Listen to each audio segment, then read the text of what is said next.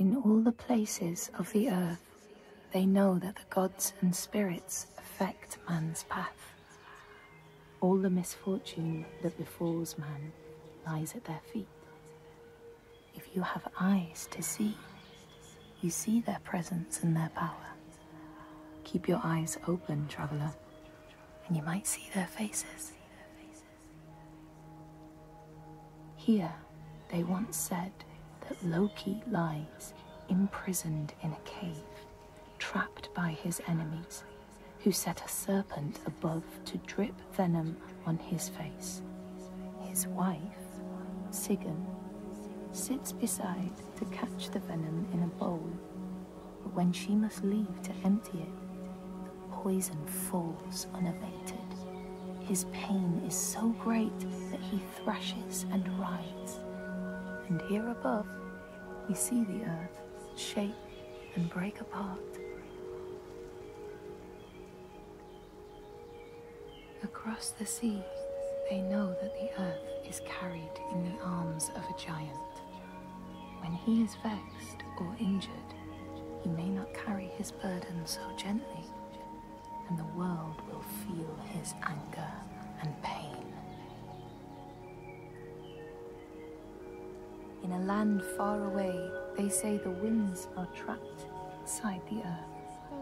They try always to make their escape, and they buffet and beat on the walls of their prison, causing the earth to quiver. And when they break through, they make their escape. They explode out in fury.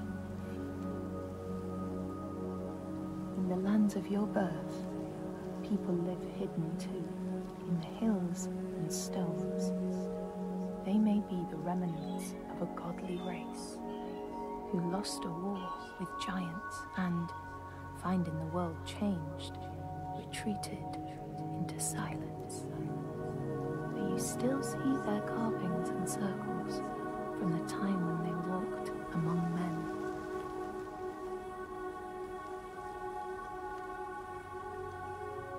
Here, they know that if times are harsh, you may ask of the hidden folk to share their bounty.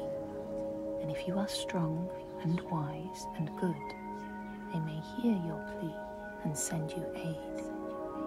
But if you are not, or if you do not respect the strictures they lay down, you might have your strife doubled.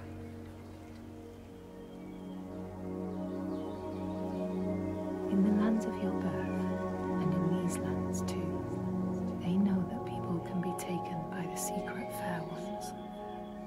If you are not careful and do not keep to the pathways, you may find yourself among them.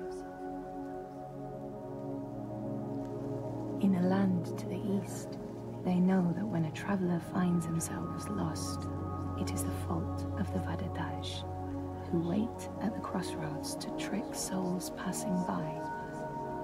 The only remedy is to let your horse lead you home, because beasts have no souls.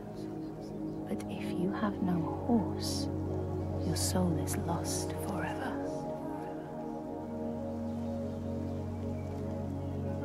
In this place, they know that sometimes the hidden folk will take their children and leave another in their place.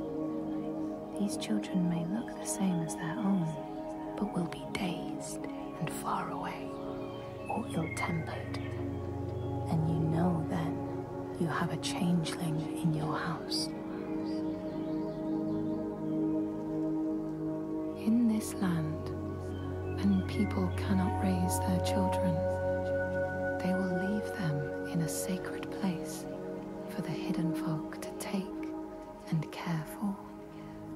Sometimes these children come back, but it is said that they are changed, with a wildness in their eyes, and their parents do not want them. These people know that children who have died uncared for can return as Útburður, small ghosts clad in fluttering rags. When there are storms, they may cry as they did when they were human, and will look for their mothers until they find them, and never leave them again. In this land, you may catch sight of the Landdisasteinar, the spirits who embody the sacred places, the rivers and rocks. Do you see the Lady of the Mountain, the Fiat Kunan, who bathes in the waterfall and lets the drops fall on her shoulders? In the heart of the Northlands, they know the storms are born of the Oshkuredi, the hunt of Odin. The huntsmen ride horses with eyes of fire. Their weapons clash like thunder, and it is best to hide inside, lest your spirit be called to join them. In your lands, traveler, they know that the Kailif, the hag of winter, is the one who hurls sleet and snow upon the land. She lives in a sea rock and rules the waves of the roiling winter ocean with her blackthorn staff. She strikes the ground to destroy the shoots of growing green, so the winter will lie long and low on the land.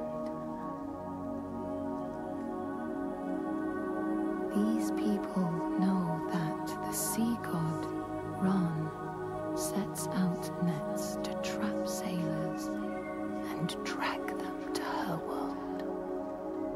She sends the waves, her daughters, to wreck boats so she will have more men to take.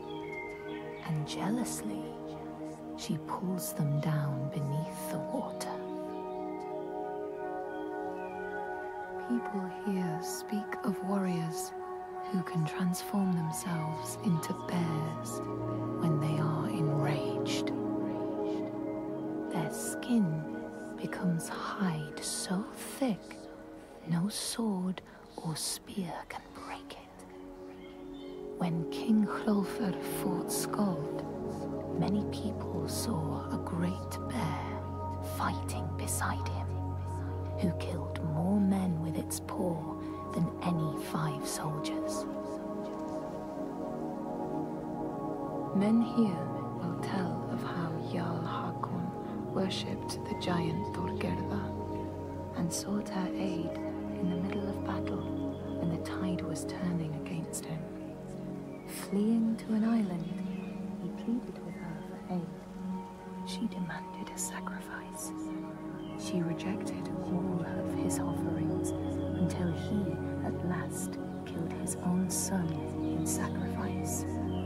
Thorgerða gave aid, and Hakon's enemies saw the giants striding amongst the ships, arrows flying from every finger and never missing their mark.